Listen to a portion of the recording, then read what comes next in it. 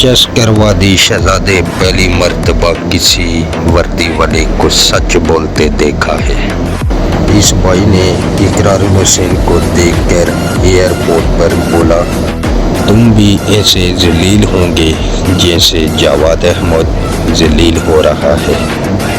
इकरार भाई, तुम भी सियासत में आए हो और हर किसी को हक है कि वो भी सियासत करे। वो अलग बात है, तुम्हारा सियासत में आना ऐसे ही है जैसे नुसरत साहिब की लाइन में चाहत फतेह अली खान को खड़ा कर दिया जाए। लेकिन चलो, सियासत में आ ही गए हो तो थोड़ा बर्दाश्त करना सीखो।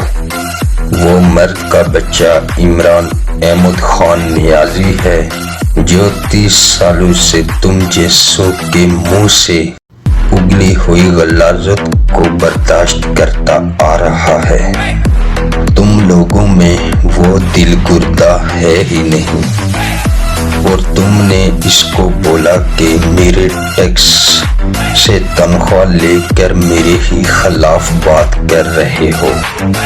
और तारीख गवाह है, 2022 के बाद फौज ने जिसको लॉन्च किया वो जलील ही हुआ और जलील ही होगा इंशाल्लाह। लेकिन सच बोलने पर इस भाई को एक बार फिर सलाम और सल्यूट।